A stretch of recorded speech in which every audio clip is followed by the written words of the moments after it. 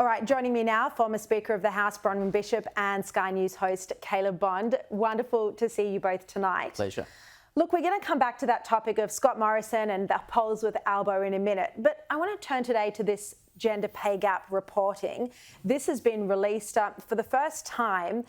Companies have been named and shamed for their pay gap between men and women, some as large as 50%. Here are the top 10 companies when it comes to the pay gap, the worst companies. Let's have a look at this list here.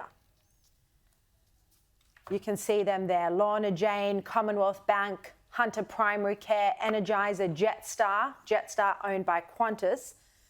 Then you've got another list: Westpac, ANZ, BHP Group, Woodside Energy and NAB. The banks up there among them. Now, this report has been met with some hostility today, most famously from the likes of Matt Canavan. He said it's useless. Have a look. It might be useless for its own objectives and purposes, but I worry it's actually counterproductive to our society. These type of reports are becoming annual Andrew Tate recruitment drives. All they do is spread division and resentment in our community.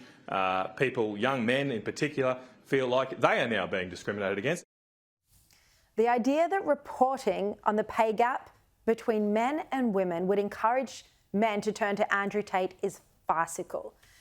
But Matt Canavan's colleague, Senator Jane Hume, pointed out that this list has shown the hypocrisy of companies who celebrate Women's Day. They go out there with cupcakes and morning tea, but then they fail to pay their female staff the same as men. Some of those companies, and some of them that you named earlier on, make a big deal every year of International Women's Day, or they market their products to women, or they take active roles in social campaigns or political campaigns, and yet they perhaps haven't looked in their own backyard to see whether they really are meeting their own very high standards for others. That was Jane Hume on Peter Credlin earlier. I think this reporting is absolutely essential. I've campaigned for it since I was editor of Cleo magazine in 2013, 11 years ago.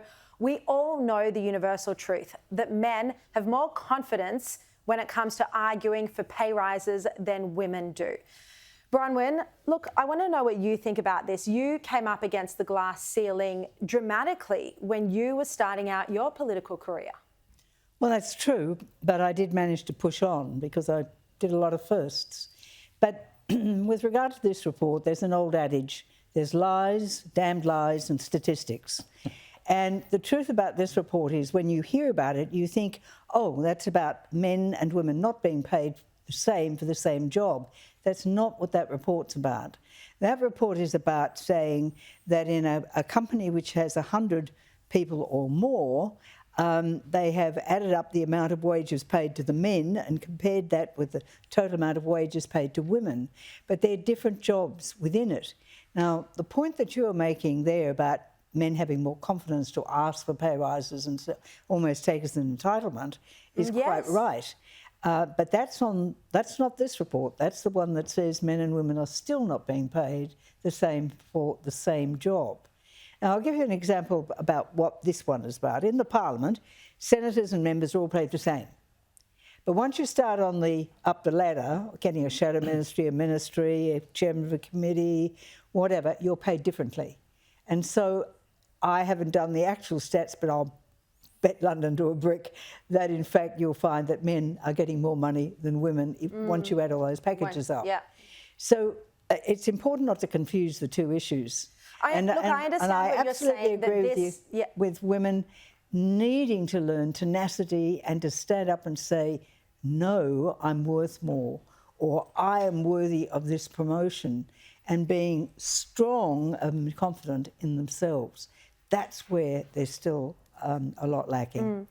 Look, it's true that this report doesn't compare women and men in the same jobs. Correct. But that's part of the problem, that there are more women in junior positions. That's why their pay is so vastly different, because these companies are still promoting the men, and no one on this planet could say that men deserve promotions more than women do, or that men are smarter than women, or that men deserve more money than women. That's not the case anymore. No, I would never argue that, but I think there are also probably biological reasons behind this. I mean, if you look at childbirth, for instance, right? Women tend to take more time out of work in order to look after their kids. We now have in this country paid parental leave from the state that is available to both parents if they want to take it. In the last financial year, 170,000 women took paid parental leave, 1,020 men did it. So these are decisions that are still being made by families, that they would prefer the woman, the mother, to stay at home after they've had a child. And things like that affect your income, your career progression, the superannuation that you earn, etc. So it's a noble aim that we should want women to have as much opportunity and as much income as men. But I think there are reasons behind that that mean it will never actually be achieved. It's also a problem, though, that companies aren't promoting women after they've had children just because they can't do those inflexible hours. But if you were allowed tax deductibility for childcare expenses, you would get a much better result. I did a whole inquiry into that, and I had professional women after professional women saying, if we could have this, we could have a fair competition in the workplace. But oh no, we've got to be levelled down. Everybody's got to put their child in an institution where they can teach it the institutional rubbish. But also not everyone wants to put their child in childcare, and that's why we need flexible working hours and the ability to work from home while still getting promotions. If we could finally get tax deductibility for childcare expenses, which I spent years trying to convince John Howard. It was like banging my head against a brick wall. But if we could actually achieve that, it would really make a difference for women. All right, let's have a look at some of the other topics. I'd love to get both of your thoughts on what I spoke about in the editorial, the 4 polls that are now showing Anthony Albanese is going to struggle to win majority government at the next election. What do you think, Caleb? Well, I'm still cackling at the concept of Albanistas. I can't believe he would dare to call them Albanistas. The successive polls we've seen over the last few days, and when you look at a news poll that came out on the weekend, which essentially showed, unlike the Guardian poll today, essentially showed they're in the same position as they were at the federal election, which is 32% primary and 52-48 on a two-party preferred basis. And then we hear the Prime Minister talking about this 7% swing that a government experiences in a by-election. Well, in the by-election they had in Aston last year, the government had a 6.3% swing towards it. So what they're really talking about now is we've gone from being able to gain 6.3% in a by-election to potentially losing up to 7% in a by-election. I think that tells the story as to where they're at. Bronwyn, do you think the polls show that the public have made up their minds about the Prime Minister, or is it just a reflection of the bad couple of weeks he's had on border security? No, I think they saw when he made the change to the stage 3 tax cuts, they took the money, but they recognise him for what he is, as Peter Dutton said, the liar in the lodge. And I think that resonates. The two things go parallel. And I think that's still growing in the community because you can't believe a word that man says.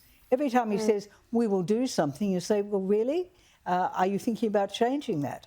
So I think that's a very important thing. And, of course, when he says that border control is exactly the same as it was under the coalition, that's simply not true.